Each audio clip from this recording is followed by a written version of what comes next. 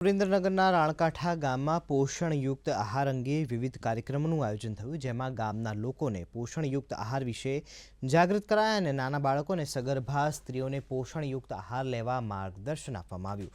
વધુમાં પોષણયુક્ત વિવિધ વાનગીઓની સ્પર્ધા યોજવામાં આવી, જેમાં રોટલા, થેપલા, સુખડી, લાડવા, ખીચડી, ઢેબરા, શીરો જેવા અનેક વાનગી બનાવવામાં આવી. આ વાનગી સ્પર્ધામાં પ્રથમ 3 વિજેતાઓનું સન્માન પણ કરવામાં આવ્યું.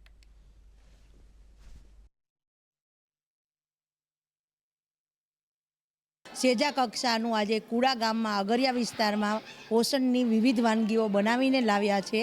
તેની અંદર મિલેટ, વિસરાતી વાનગી અને THRમાંથી વિવિધ પ્રકારની 50 જેવી વાનગી બનાવીને લાવ્યા છે. એના 3 ઇનામ વિતરણ કરીએ છીએ અને ત્યારબાદ આ બધા બાળકોને કેવી રીતે આરોગ્ય પોષણનું શિક્ષણ આપવું અને બધા વિશે માહિતગાર કરવામાં આવ્યા છે. અહીંયા આગળ અમે જુદા જુદા ધાન્ય જેમ કે મિલેટ્સ છે, વિસરાયેલી વાનગી છે અને ટેક હોમ રેશન જે અમને આપવામાં આવે છે એમાંથી વાનગી બનાવીને અમે પ્રદર્શન યોજ્યું છે, જે ખાવાથી બાળકોને, ધાત્રી માતાને અને જે કિશોરી છે, મહત્ત્વની વસ્તુ જે કિશોરી આપણા માટે એમને ખાવાલાયક જે આહાર મળે છે ઉપર ગુજરાત સરકાર આપી રહી છે, એમાંથી બનેલી વાનગી અમે અહીંયા પ્રદર્શનમાં મૂકેલી છે.